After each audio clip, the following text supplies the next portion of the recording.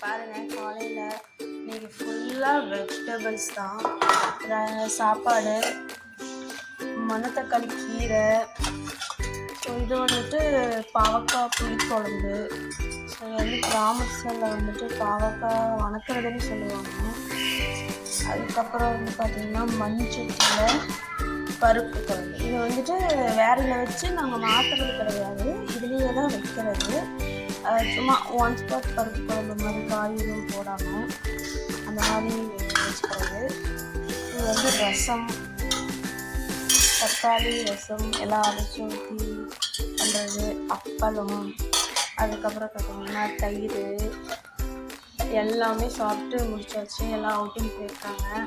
ஃபைனலாக வந்து பார்த்திங்க அப்படின்னா காஃபிக்கு வச்சுட்ருக்கேன். ஏன்னா அதெல்லாம் சாப்பிட்டெல்லாம் ஒரு மாதிரியாக இருக்குது அப்படின்னு. இன்னொன்று வந்து பார்த்திங்கன்னா வாழைக்காய். இது வந்து பார்த்திங்க அப்படின்னா எல்லாம் ஊர்லேருந்து கொடுத்துட்டாங்க. இப்போ நாங்கள் சின்ன வயசில் இருக்கிறதுனால ஊர்லேருந்து யாராவது வராங்க அப்படின்னா அவங்க கொண்டுட்டு வருவாங்க, கொண்டுட்டு வந்து கொடுப்பாங்க. இது பார்த்திங்கன்னா எல்லா வேலையும் முடிஞ்சிடுச்சு. பாதராக அரைச்சி விளக்கி திரும்ப 2வது டைம் முடிஞ்சிடுச்சு. இதையும் காஃபி குடிச்சதுக்கப்புறம் தான் இது பண்ணணும். ஏன்னா இந்த மாதிரி கீரை, இந்த மாதிரி எவ்வளவு வாழைப்பூ, இந்த அளவுக்கு வாழைப்பூ வந்து நம்ம இங்கே வாங்குறது கஷ்டம்.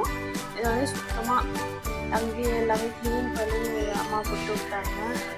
அதுக்கப்புறம் பார்த்திங்கன்னா பாவக்காய் நாங்கள் செஞ்சது போக இன்னும் எவ்வளோ வரைக்கும் எல்லாம் பாதி செஞ்சுட்டோம். அதுக்கப்புறம் பார்த்திங்க அப்படின்னா